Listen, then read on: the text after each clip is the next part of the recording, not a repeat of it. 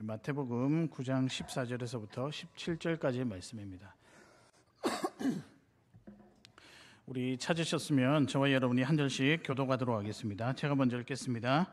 그때 요한의 제자들이 예수께 나와 이르되 우리와 바리새인들은 금식하는데 어찌하여 당신의 제자들은 금식하지 아니하나이까?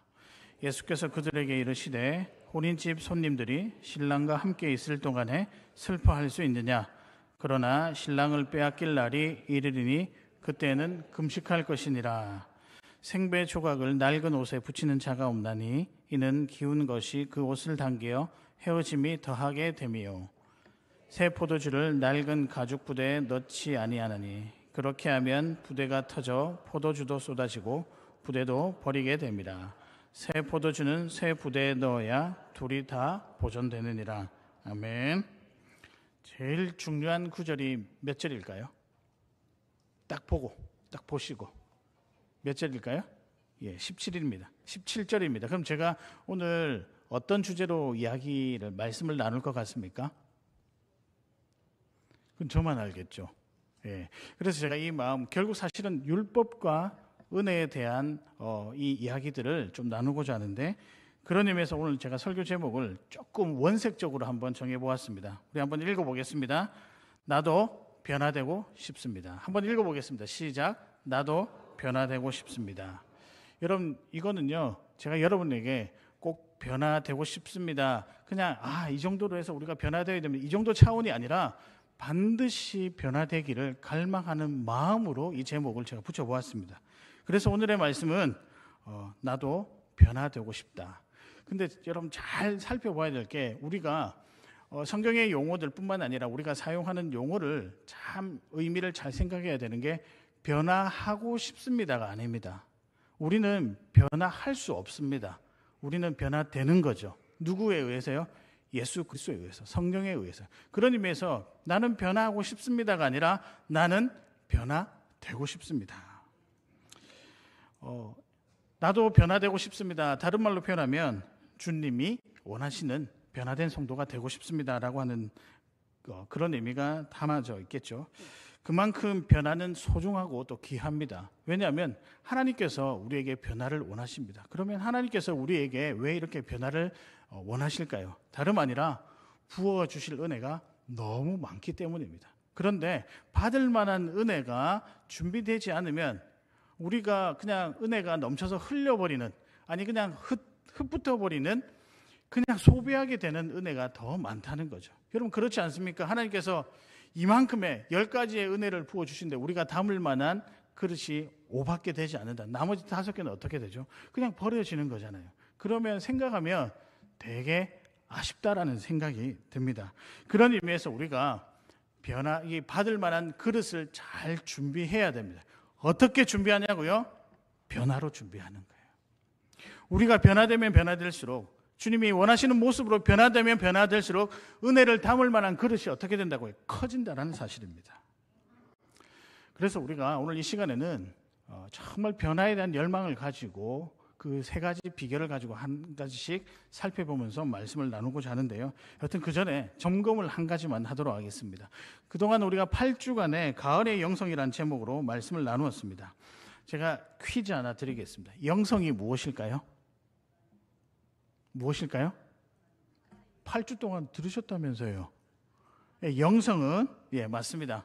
하나님과 가까이 되는 것, 친밀해지는 것.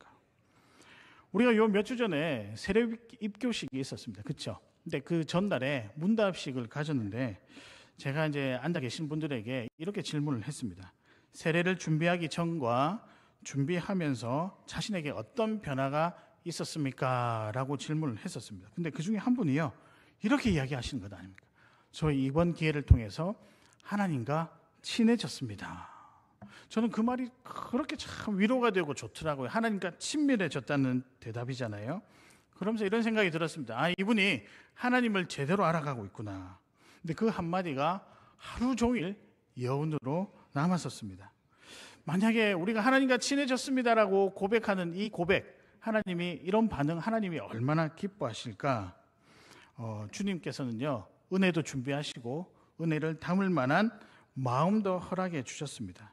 그런 의미에서 이제 우리가 하나님께서 이 은혜를 준비해 주시고 우리에게 베풀어 주시니 중요한 것은 우리의 반응이 필요한 거죠. 저는 이 반응이 다름 아니라 나도 변화되고 싶습니다라고 하는 열망으로 나타났으면 좋겠습니다. 다름 아니라 이것이 신앙 고백이자 여러분의 믿음입니다. 그냥 단순히 이렇게 살겠다가 아니라 내 삶을 설계하신 주님의 뜻대로 사는 것은 내가 동의합니다.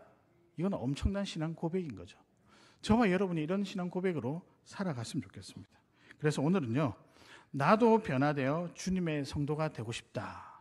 이 주님의 성도가 되는 이 변화의 비결 3가지를 나누려고 합니다.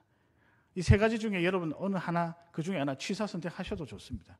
그 한 가지를 가지고 이번 한 주간 열심히 달려가셔서 변화의 첫 출발을 이번 한 주 시작하시면서 하나님께 기쁨이 되는 성도가 되시기를 주님의 이름으로 축복합니다. 그렇다면 변화를 위한 3가지 결단 하나씩 살펴보겠는데요. 첫 번째입니다. 첫 번째는 무엇이냐? 말씀이 육신이 되어입니다. 이 메시지죠. 말씀이 육신이 되어야 된다는 거죠. 즉 주의 말씀이 내 삶에 완전히 녹아들어서 하루하루 살아가는 삶의 원리가 되어야 된다는 귀한 의미입니다. 그래서 저는 여러분이 이번 한 주간 살아갈 때 정말 말씀이 육신이 되었어. 그 은혜 때문에 내가 충만하게 살아갔어 라고 서로 고백할 수 있는, 또 나눔할 수 있는 귀한 여러분 되시기를 주님의 이름으로 축복합니다. 근데 놀라운 것은요, 말씀이 육신이 될 때 여러분 삶에 엄청난 변화들이 생기기 시작할 것입니다. 아니라고요? 제가 AS 해드릴게요. 사실 제가 AS 하는 게 아니고 누가 해야 될까요? 성령께서 하셔야 되죠. 그러니까 여러분, 말씀이 육신이 되는 그 은혜가 여러분에게 있었으면 좋겠습니다. 여러분, 말씀이 육신이 된다라는 표현은요, 요한복음 1장 14절에 나오는데요, 여기서 말씀은 예수님을 뜻합니다. 그리고 육신이 되었다라는 말은 이 땅에 내려오심, 즉 성육신을 뜻합니다. 즉 우리와 같아지셔서 우리의 마음을 아시고 우리의 형편을 아시고 우리와 같이 되신다는, 거기서부터 우리의 구원이 시작된다고 하는 중요한 표현이 무엇이냐? 말씀이 육신이 되어라고 하는 표현입니다. 여러분, 우리의 구원은요, 예수님께서 먼저 우리에게 사랑하시고 먼저 다가오셔서 이 땅에 내려오셨습니다. 스스로 내려오셨습니다. 이 순간부터 우리의 구원에 관한 모든 역사가 시작이 되었습니다. 그래서 그 예수님께서 이제는 우리 구원을 믿는 우리에게 그 삶, 예수님이 우리 삶에 들어오시면서부터 우리가 삶의 변화가 일어나고 생각이 예수님처럼 바뀌고 예수님의 향기가 나고 예수님의 은혜가 곳곳에 묻어나는 삶을 살게 되었습니다. 그래서 이전에는 이런저런 사람으로 살았다라고 한다면 이제는 예수의 사람으로 변화된 채로 살게 되었습니다. 그런데 여러분 생각해 보십시오. 그러면 우리가 예수님이 내 삶에 들어왔다. 어떤 방식으로 들어왔을까요? 예수님이 내 삶에 들어와서 예수님과 함께 살아가고 계신다면서요. 그럼 어떤 방식으로 들어오셨기에? 다름 아니라 오늘 제가 드리고 싶은 메시지라는 거죠. 말씀의 방식으로, 말씀으로 들어오셨다는 겁니다. 그래서 여러분, 말씀이 육신이 된다는 것은 구원의 의미에서도 중요하지만 우리 삶이 예수님으로부터, 즉 말씀으로부터 변화된다는 중요한 메시지를 담고 있습니다. 여러분, 그래서 말씀을 가까이 하시길 바랍니다. 그래서 오늘 새겼으면 좋겠어요. 말씀이 육신이 되는 삶 한번 살아보자. 여러분, 다이어트 하시죠? 365일 저는 다이어트 하고 있습니다. 근데 365일 매번 뭐 할까요? 실패합니다. 제가 최근에 저를 보고 뭐라고 하시냐면, 목사님 더 듬직해지시는 것 같아요. 이게 제가 집에 가서 생각해 보니 이게 뭘 살이 쪘다고 하는 욕인가? 아니면 정말 듬직해서 그런가? 제 모습을 보니까요, 조금 듬직해진 것 같더라고요. 요즘 회개하는 마음으로 살고 있습니다. 여러분, 다이어트를 우리가 하잖아요. 체질 변화를 하는데 먹는 거 바꿔야 되고 생활 습관도 바꿔야 되고 심지어는 생각까지 바꿔야 이전의 사람이 아닌 살이 빠진 새로운 사람이 되는 거죠. 그 중에서 여러분, 특별히 무엇에 우리가 신경을 써야 될까요? 다이어트는요? 먹는 거죠, 먹는 거. 제가 먹는 걸 참 좋아하거든요. 될 리가 있겠습니까? 근데 먹는 거를 참 절제도 하고 아무거나 먹어서는 안 되잖아요. 마찬가지입니다. 우리의 영도 아무거나 먹어서 되는 게 아니라 무엇을 먹어야 될까요? 영의 양식인 말씀을 먹어야 된다는 거죠. 이전에는요, 우리가 세상 살면서 터득한 지식을 먹고 살았습니다. 그러나 이제는요, 예수님이 우리 안에 들어오신 이후에 말씀을 통하여 들어오셨으니 이제는 영의 양식인 말씀을 먹고 살아야 되죠. 그래서 여러분, 말씀 없는 기도가 없고, 말씀 없는 예배도 없고, 말씀 없는 믿음이 없고, 말씀 없는 구원이 없고, 말씀 없는 성도가 없습니다. 여러분 믿으십니까? 말씀이 내 삶의 일부가 될 때 삶의 변화가 일어나고 체질이 변화되어서 일반인이 아닌 성도로 살아갈 수 있게 되었다는 거죠. 여러분, 우리가 일반인, 자연인으로 살아간다는 것은 좋은 말이 아닙니다. 우리는요, 신분 자체가 성도로 살아가도록 만들어졌습니다. 무엇을 먹고요? 영의 양식인 말씀을 먹고요. 여러분, 좋은 글 많이 읽는다고 해서, 좋은 사람들과 좋은 대화를 나눈다고 해서, 좋은 생각을 스스로 한다고 해서 변화가 일어나지 않습니다. 절대 일어나지 않습니다. 무엇으로부터 변화가 일어날까요? 하나님의 말씀으로부터 일어난다는 거죠. 그런 의미에서 저와 여러분은 이 풍성한 가절에 우리가 변화하기 위해서는 말씀이 육신이 돼요. 하나님의 말씀이 가까이 와서 하나님의 말씀이 여러분 삶 가운데 기적과 같은 은혜와 반응으로 일어나는 일들이 분명히 생겨야 됩니다. 그래서 말씀이 육신이 되어 여러분 꼭 기억하시길 바랍니다. 제가 그러다가 우리 성도님들께 이 말씀이 육신이 되는 유용한 비결을 좀 구체적으로 가르쳐 드려야 되겠다. 물론 저도 잘하는 건 아니지만 또 여러분 가만히 있으면 안 하실까 봐 높아심에서 제가 두 가지 방법을 꼭 말씀드리겠습니다. 첫 번째입니다. 예배에 힘을 내십시오라는 메시지입니다. 여하튼 여러분, 말씀이 육신이 되기 위해서는 여러분이 해야 될 일은 예배에 온 힘을 쏟아야 된다는 겁니다. 설교 시에 졸지 않는 비결이 뭔지 아십니까? 예배를 준비하고 오시면 되는 거죠. 물론 여러분들은 그러시는 분이 없지만 설교자의 설교도 물론 중요하죠. 근데 같은 설교라도 어떻게 받아들이느냐, 어떤 준비를 하고 오느냐에 따라서 반응들이 다르게 나타납니다. 그 이유는 준비하고 온 예배이기 때문이죠. 제가 이 방법 한번 사용해 보시면 좋을 것 같은데, 제가 대학생 때 저희를 가르치시던 전도사님이 굉장히 엄했습니다. 그리고 굉장히 깐깐했었습니다. 그리고 엄청 강하게 훈련을 시켰는데요. 한 날 이러시는 거예요. 주일 예배 15분 전에 무조건 다 오라는 거예요. 본 예배 이제 본당에 15분 전에 다 와서 주보에서 미리 와서 주보에 나온 오늘 말씀의 본문을 읽고 오늘 목사님께서 어떤 말씀을 하실지 예상하면서 묵상을 해라. 이 훈련을 시킨 거예요. 아니 우리가 목사도 아니고 뭘 이렇게 많이 시키냐. 아니 목사님께서 어떤 말씀을 하실지 그걸 우리가 어떻게 알아요? 근데 이렇게 한번 해보라는 거예요. 제가 또 이렇게 순종을 굉장히 잘하는데 특화된 사람이지 않겠습니까? 믿지 않으시겠지만 여튼 그래서 제가 순종하는 마음으로 노트를 샀습니다. 노트를 사서 먼저 와서 목사님 본문을 보고 어떤 말씀을 하실까 예상하면서 기록을 했었습니다. 근데 되게 어렵더라고요. 근데 시간이 지나니까 묘한 일이 일어났습니다. 제가 묵상한 의미와 목사님이 말씀하신 내용이 부합될 때가 있잖아요. 같을 때가 있잖아요. 근데 그때 임한 감격과 은혜가 너무 크더라고요. 그렇게 하면서요. 하나씩 이렇게 해보니까 왜 어른들이 말씀이 달고 오묘하다. 여러분 그렇게 되면요. 그 말씀이 잊을 수가 없어요. 15분 전에 미리 와가지고 우리 교회 같은 경우는 전날에 홈페이지에 이게 주보 파일이 올라가잖아요. 보시고 이번 주에는 우리 목사님이 마태복음 9장 14절에서 17절 이야기를 하시겠구나.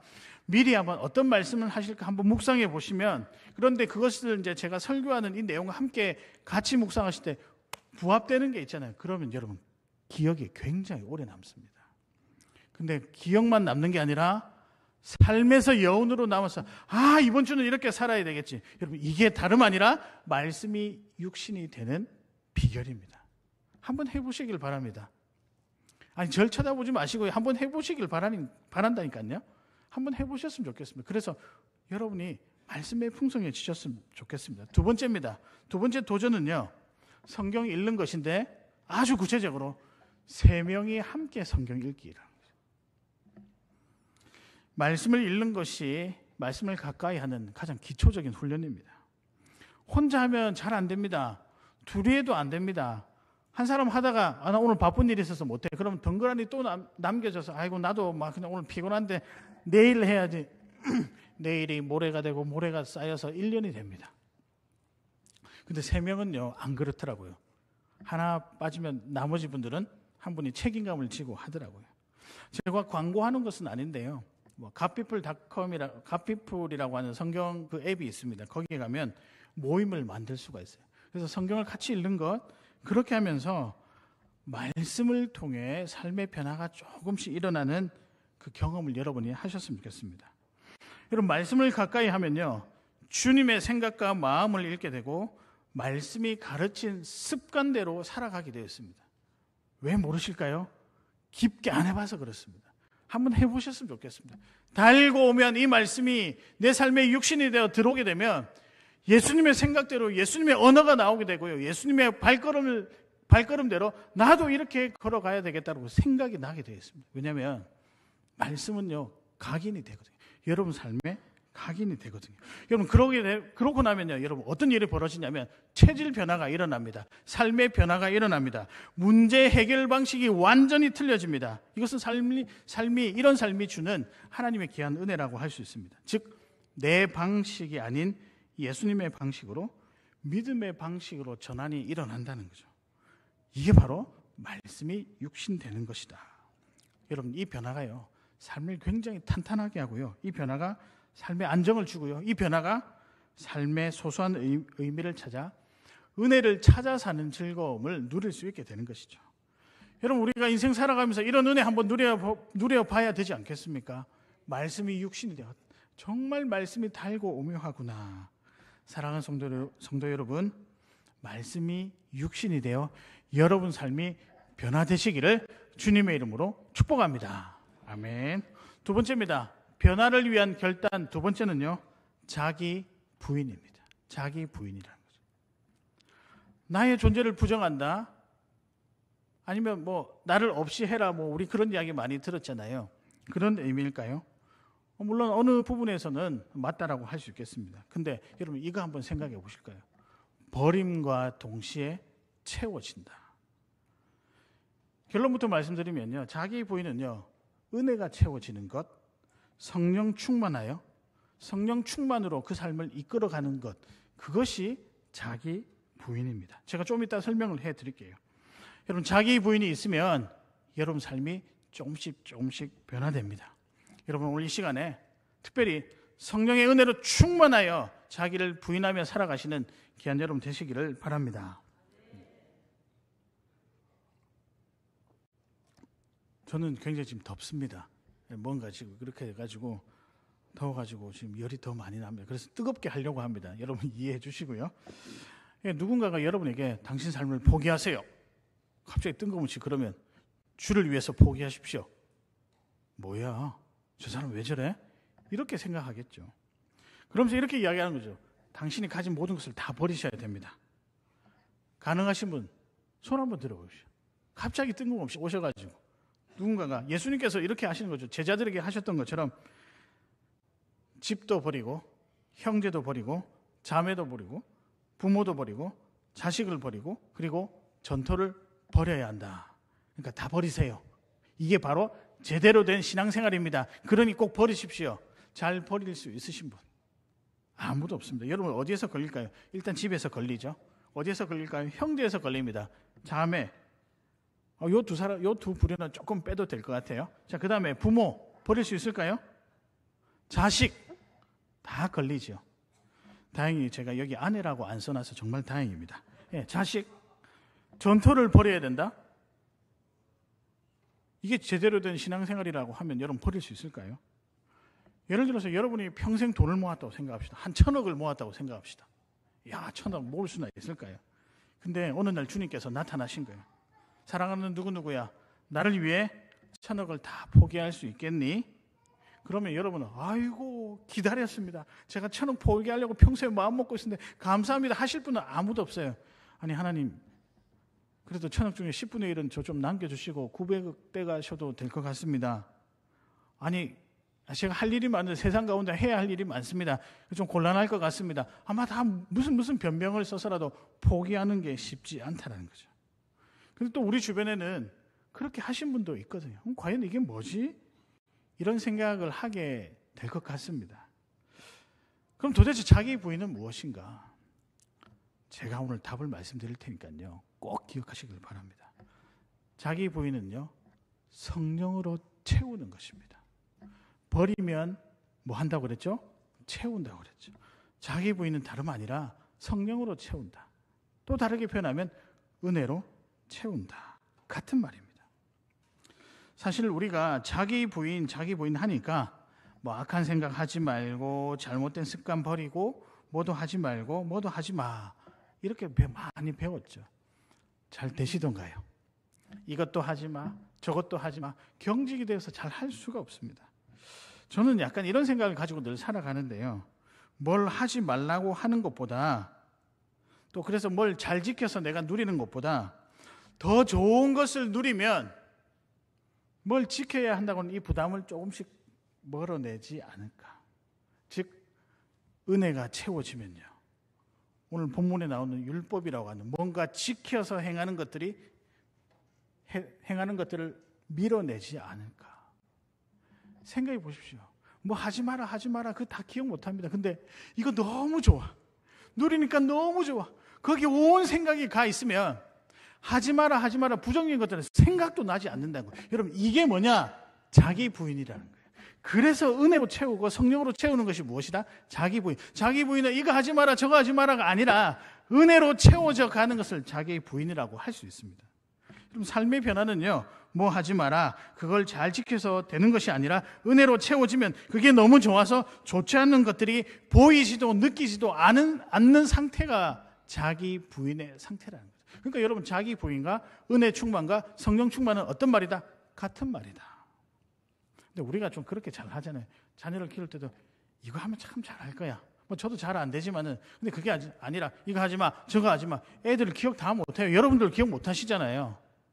그러니까 여전히 30년이 되어서 세탁기에 양말 집어넣을 때는 돌돌돌 말아서 집어넣잖아요. 제가 2대를 걸쳐가지고 계속 지금 혼이 나고 있습니다. 저희 어머니 때도 그랬고요. 저희 지금 계속 욕 들어먹고 있는데 안 고쳐져요. 근데 그거보다 뭐 저 이렇게 표현하면 아름답게 양말을 이렇게 펼쳐놓으면 더 보기 좋지 않을까. 이건 뭐 얘가 웃자고 하는 소리지만 그만큼 여러분 삶의 변화가 어려운데 억지로 뭘 하지 마라. 자기 부인 그렇게 해서 되는 게 아니라 은혜로 채워주면 성령으로 채워주면 나의 연약한 습관들 보이지도 않고 생각이 나지도 않고 그런 상태로 살아가는 게 진짜 믿음 생활이라는 거죠. 그래서 우리는 이렇게 기도하는 게 딱 맞습니다. 하나님 은혜를 부어 주시옵소서. 성령 충만하게 해 주시옵소서. 하나님 이거 하지 말게 해 주십시오. 이걸 견디게 하시옵소서. 이게 아니라요. 하나님 은혜 부어 주시옵소서. 성령 충만케 해 주시옵소서. 바리새인들과 오늘 요한의 제자들이 왜 타락이 되었을까요? 은혜보다 하지 마라 소위 말하는 율법의 목을 매달았기 때문이죠. 대신에 아이고 은혜로 한번 채워보십시오. 자유하십시오. 감사하십시오. 여러분 그러면요 부정적인 것들이 생각도 나지 않는 거예요. 오늘 본문에도 버리고 대신 채워야 할 것을 설명하는데 그 사례 중에 하나로 이 금식에 관한 이야기를 지금 하고 있습니다. 일명 이 본문을 금식 논쟁이라고 하는데요. 여러분 금식이 뭘까요? 뭔가 힘든 일이 있거나 결단해야 할 그 상황 앞에서 회개 기도하면서 먹지 않고 기도하여 하나님 앞에 자신을 쳐서 복종하는 하나님의 뜻에 복종하는 행위라고 할 수 있습니다. 그런데 문제는 이 금식은 하나님과 친밀해지는 과정 중에 있는 하나의 모습이고 방법인데요. 이 바리새인들과 오늘 본문에 질문한 요한의 제자들은 뭐라고 했냐면 금식을 좋은 믿음의 조건이라고 생각을 한 거예요. 이런 생각이 더 커져서 교회의 귀한 전통과 관습 더 나아가서 심지어는 금식이 구원의 필수 조건이다라고 이야기를 했습니다. 맞을까요? 틀릴까요? 저 같은 사람은 안 되겠네요. 금식하는 걸 힘들어하니까요. 그렇다고 해서 여러분 또 많이 먹어서 제가 은혜로 채워줘서 금식을 이런 건 아니지 않습니까? 오늘 여러분 약간 반응이 조금 무서워요. 예. 근데 만약에 금식을 구원의 조건으로 생각하면 하나님께 복종하고 하나님의 뜻에 대한 열망은 사라지고 지켜야 구원받는다라고 하는 진리의 왜곡이 일어난다는 거죠. 여러분, 그 맥락에서 오늘 세례 요한의 제자들이 예수님께 당신의 제자들은 왜 금식하지 않습니까? 아니, 구원받은 사람이 왜 금식하지 않습니까? 이렇게 질문한 겁니다. 예수님께서 뭐라고 하시냐면 다 버리라. 그리고 금식 대신에 은혜로 채워라. 율법 대신에 은혜를 채우라. 이것이 무엇이냐? 자기 부인이자 성령 충만이자 너의 삶을 변화시킬 수 있는 가장 큰 힘이다라고 말씀하십니다. 그러면서 오늘 이렇게 이야기하시죠. 새 포도주를 낡은 가죽 부대에 넣지 아니하나니 그렇게 하면 부대가 타져 포도주도 쏟아지고 부대도 버리게 됩니다. 새 포도주는 새 부대에 넣어야 둘이 다 보존되느니라. 다름 아니라 이건 성령 충만에 관해서 이야기하고 있는 내용입니다. 이 말씀을 우리는 두려움을 가지고 받아야 합니다. 여러분, 이 자기 부인, 은혜 충만, 성령 충만이 여러분을 변화시킵니다. 믿으십니까? 뭘 잘 지켜서 변화시키는 게 아니라 은혜가 들어와서 자연스럽게 예수님께서 하시고자 하는 그 삶에 우리 함께 묻어가면서 삶이 변화되는 거예요. 그러니까 여러분, 은혜 충만을 위해서, 성령 충만을 위해서 기도하시길 바랍니다. 그러면 삶이 변합니다. 그 변하는 삶을 온전히 누리시어 늘 주님 때문에 기쁘고 행복한 삶을 살아가시는 여러분 되시기를 주님의 이름으로 축복합니다. 마지막입니다. 마지막 메시지는요, 여러분이 너무나도 잘 아는 말씀, 그리고 잊혀질만 하면 제가 드리는 말씀인데요. 변화를 위한 3가지 결단 중에 마지막은 사람을 소중히입니다. 저는 여러분이 예배당을 들어오실 때 항상 요거를 먼저 보고 들어오셨으면 좋겠어요. 우리 왼쪽에 사람을 소중히 여기고 공동체를 품는 창원교회. 이게 여러분의 삶의 어떤 그 원리로 자리매김을 했으면 좋겠습니다. 사랑하는 여러분, 우리의 변화는요, 사랑할 때 생깁니다. 그래서 사람을 소중히 여기시길 바랍니다. 내면을 변화시키는 가장 큰 힘은 사랑입니다. 믿으십니까? 그래서 제가 지난주에 하나님을 사랑하고 나를 사랑하고 가족을 사랑하자고 말씀을 드렸는데요. 사랑이 가득하면 모든 것을 변화시킬 수 있습니다. 그래서 성도의 삶에 가장 큰 변화는 어디에서 일어나느냐? 사랑으로 사람을 소중히 여길 때 일어난다는 거죠. 물론 또 이렇게 이야기하시면 하나님의 사랑이 먼저지 않습니까? 아니, 근데 우리가 그 사랑을 누구한테서 배웠을까요? 우리 주님께 배웠잖아요. 그는 이미 전제되어 있는 우리 삶의 어떤 내용들이라고요. 근데 이걸 실제적으로 우리 삶에서 어떻게 실천해야 될까? 다름 아니라 사람을 소중히 여기는 것에서 실천해야 된다. 제가 이제서야 말씀을 좀 용기를 내어서 제가 말씀드릴 게 하나가 있는데요. 제가 부임하고 나서 강대상에 신발 신고 올라가는 문제, 이 문제를 여러분 어떻게 생각하셨습니까? 단순히 전통의 문제를 멀리하고 새롭게 하자는 의미로 생각하셨습니까? 아닙니다. 저는 그거는 후순위였습니다. 제가 먼저 본 것은요, 더 큰 이유가 있습니다. 사람을 소중히 여기기 위해서라는 거죠. 분명 누군가는 신발을 벗고 올라가는 것이 불편할 수도 있고, 또 그것이 마음에 쓰이고, 때로는 그 문제가, 이 올라가는 문제가 어떤 사람에게는 또 어떤 가정에게는 큰 고민거리가 된다라고 한다면 이거는 믿음의 관점으로 다시 봐야 될 문제라는 거죠. 제가 그런 관점으로 본 거예요. 그러고 보니까 여러분, 우리가 사람을 소중히 여기는 마음으로 보니까 바꿔야 될 게 제법 많다고요. 제가 그때 그런 말씀을 했었을 때 어떤 분이 이렇게 이야기하셨어요. 목숨보다 중요한 겁니다. 이게 목숨보다 중요한가요?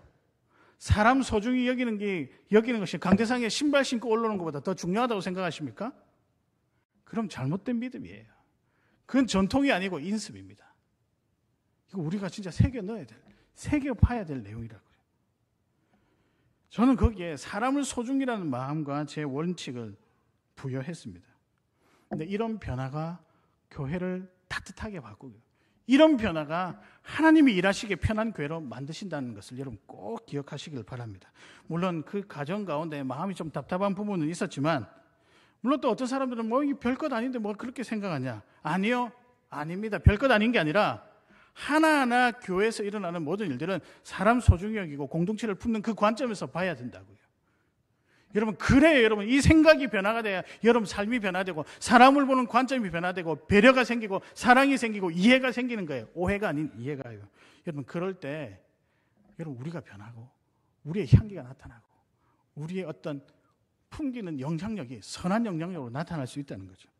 그런 의미에서 사람을 소중히 여기는 것은 본질입니다. 본질. 하나님께서 우리에게 말씀으로 명령하신 그 원리에 따라서 행해야 될 삶의 본질과 같은 귀한 메시지, 귀한 문구라고 생각을 합니다. 그런데 놀라운 것은 이 생각이, 이 따뜻한 생각이 우리를 변화시킵니다. 삭개오 한번 보실까요? 세리 삭개오가 성령 충만하여 변화된 후에 행동이 무엇이냐? 누가복음 19장 8절에 보면 내 소유의 절반을 가난한 자들에게 주겠사오며 만일 누구의 것을 속여 빼앗은 일이 있으면 내 갑절이나 갚겠나이다. 내 소유의 절반을 가난한 자들에게 주겠사오며, 하나님께서 내게 들어오시니 사람을 소중히 여기는 마음이 생각이 나니 옆에 있는 이웃이 눈에 들어오기 시작하더랍니다. 그리고 나니까 삭개오가 어떻게 되죠? 이 사람이 자기 소유의 절반을 파는 거 쉬운 일이 아니에요. 그러나 어떻게 하죠? 행하는 거죠. 변화가 일어나는 거죠. 여러분, 그런 의미에서 우리가 17절을 한번 봐야 됩니다. 새 포도주를 낡은 가죽 부대에 넣지 아니하나니 그렇게 하면 부대가 터져 포도주도 쏟아지고 부대도 버리게 됩니다. 새 포도주는 새 부대에 넣어야 둘이 다 뭐 하느니라? 보존되느니라. 굉장히 두려운 말씀이에요. 새 포도주가 무슨 새로운 가르침이 아니에요. 본질이에요. 이미 사랑이라고 하는 본질이 나와 있습니다. 성경에요. 하나님 좋아하시는 일이죠. 하나님을 사랑하고 이웃을 사랑하는 것. 마태복음 22장 37절에서부터 39절 저기 나와 있잖아요.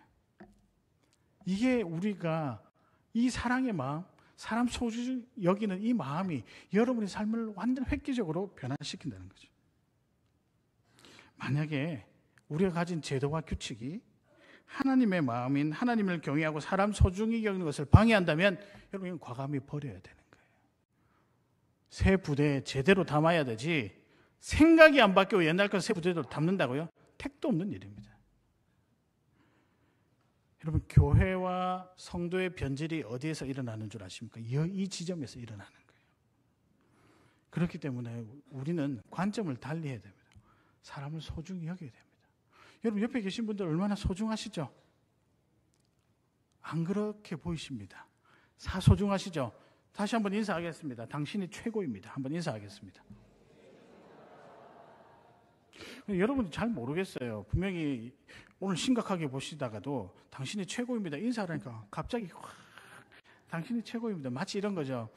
교회에서 저희한테 저희 어머니가 막 혼을 내시다가도 전화만 받으면 어머 권사님 이렇게 하고 똑같은 거예요. 사람 소중히 여기셔야 됩니다. 하나님의 역사는 여기에서부터 일어납니다. 성경의 역사를 보십시오. 영혼 구원을 위해 온 힘을 쏟았었을 때 필요한 역사들이 같이 일어났었습니다. 이것이 변화를 위한 몸부림이요 성령 충만한 삶입니다.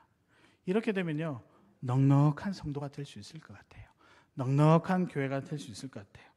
마음이 넉넉한 거죠.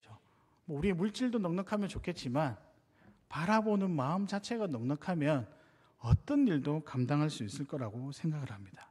그런 의미에서 여러분, 사람 소중히 여기시고 정말 사람 귀하게 여기시고 그 사람 위해 애쓰는 우리 정말 따뜻한 성도가 되시기를, 그래서 변화하시는 여러분 되시기를, 또 변화되시는 여러분 되시기를 주님의 이름으로 축복합니다. 말씀을 정리하겠습니다. 오늘의 말씀은 나도 변화되고 싶습니다. 변화를 위한 세 가지 결단이죠. 첫 번째는 뭘까요? 말씀이 육신이 돼요. 그 안에 두 가지가 있습니다. 뭐가 있습니까? 갑자기 제가 까먹었다. 뭐죠? 예배 힘을 내자. 그 다음에 세 명 함께 말씀을 읽자. 두 번째는요, 자기 부인입니다. 자기 부인 대신에 좀 바꿔서 쓰고 싶어요. 어떻게 쓸까요? 은혜 충만, 성령 충만 채워나가야 됩니다. 그리고 마지막은요, 사람을 소중히 여기는. 여러분, 이렇게 되면 우리 교회는 하나님이 분명히 쓰실 겁니다. 믿으십니까? 어떤 일인지 모르겠지만 영혼을 사랑하는 마음으로 준비된 그 교회는 하나님이 능히 쓰십니다. 변화를 위해 준비된 그 교회는 하나님께서 쓰시고 여러분도 쓰실 거라고 생각합니다. 그 변화를 통해 누리는 그 은혜를 이번 가을에 우리 남은 한 해 여러분 많이 누리며 살아가시는 여러분 되시기를 바랍니다. 이 시간 함께 찬양하겠는데요, 원하고 바라고 기도합니다. 이 가사 내용처럼 하나님의 꿈이 나의 비전이 되었으면 좋겠어요. 내가 변화하여서 하나님의 꿈이 내 삶 가운데 나타났으면 좋겠습니다 라는 마음으로 이 시간 함께 찬양하도록 하겠습니다.